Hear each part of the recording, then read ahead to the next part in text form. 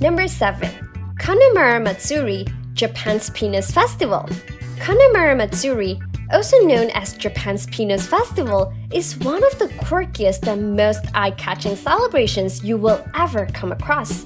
Held every first Sunday of April in Kawasaki, this festival centers around the Kanayama Shrine, dedicated to fertility, safe childbirth, and protection from sexually transmitted infections. The origins of the festival go back to the Edo period, which is a period between 1603 and 1868 in the history of Japan, with a wild legend involving a demon and a blacksmith's iron phallus that saved the day. Nowadays, the festival is a colorful spectacle featuring parades with giant phallus-shaped floats, including the famous pink Elizabeth Mikoshi. The streets are filled with phallic decorations, souvenirs, and even peanut-shaped candies. It's not just about the fun and games. People also visit the shrine to offer prayers for fertility and good health. Kanamara Matsuri has gained global attention for its unique blend of tradition, sexuality, and celebration, making it a must-see if you're in Japan during springtime. Number 6. Eating of the ashes in Brazil and Venezuela. Yup, the Yanomami tribe, living in the remote regions of Venezuela and Brazil, practices a tradition that might make you raise an eyebrow or two: the eating of ashes. For the Yanomami, they believe that no part of the deceased body should be kept. Instead, the body is cremated and the ashes are mixed with a special fermented banana soup. This mixture is then shared among family members and consumed by all. But the question is, why do they do this? Well, they believe it is an act of spiritual connection and respect for their ancestors. They believe that by doing this, they can keep the spirit of their loved ones alive and continue to receive their guidance and protection within the tribe. Number 5. The hair freezing contest in Canada. Ready for a chilling adventure? Then you need to check out the hair freezing contest in Yukon, Canada.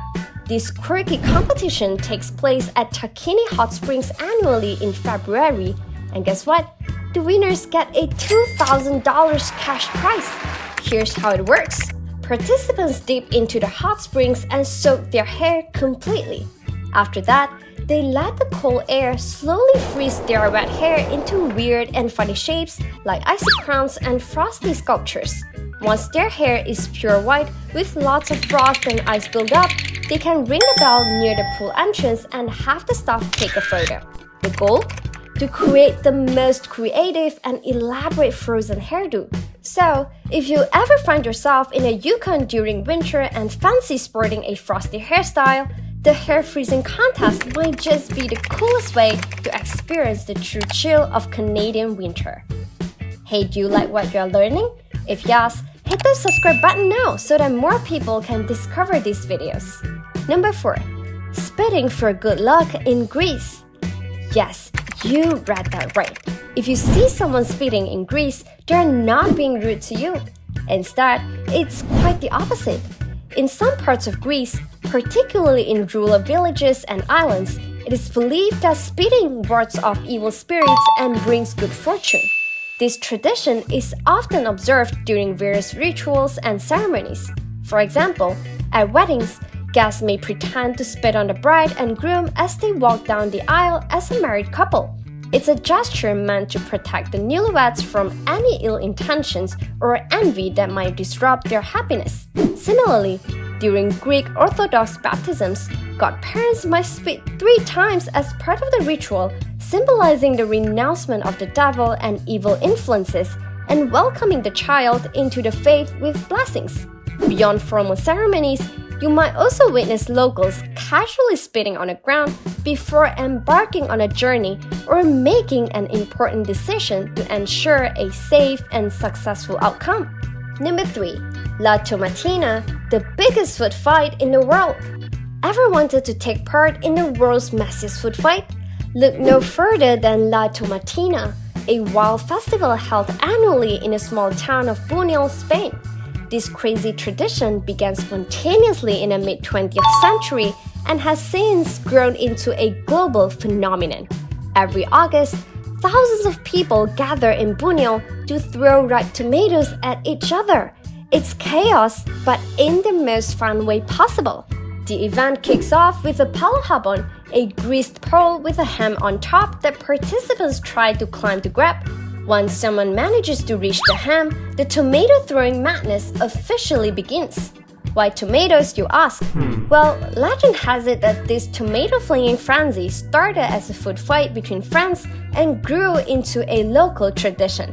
Today, trucks unload tons of overripe tomatoes onto the streets, turning them into a sea of red pulp as revelers dive in to have the time of their lives. Number 2. Danish New Year's Eve plate throwing tradition. Ever heard of starting the new year with a bang? In Denmark, they take it quite literally with a quirky tradition of throwing plates and glasses on New Year's Eve. It's a practice that dates back to ancient times and is believed to bring good luck and ward off evil spirits for the coming year. Here's how it goes. On the stroke of midnight, Danes gather in the streets armed with old plates and glasses they've collected throughout the year. With a shout of Ganitang, which means Happy New Year, they throw these dishes against the doors of friends and family, creating a cacophony of smashing sounds. The more plates you throw, the more luck you supposedly bring to the recipient. So, if you ever wake up in Denmark with a huge pile of broken dishes at your doorstep, don't worry, you're not in danger. Number 1. The Monkey Buffet Festival in Thailand. The Monkey Buffet Festival is a quirky and fun event that takes place annually in Lopburi, Thailand. It's exactly what it sounds like, a feast for monkeys. Held on the last Sunday of November, the festival is all about showing appreciation for the local monkey population. The festival was started in 1989 by a local businessman who wanted to boost tourism in the area. Over the years, it has grown into a popular and beloved tradition.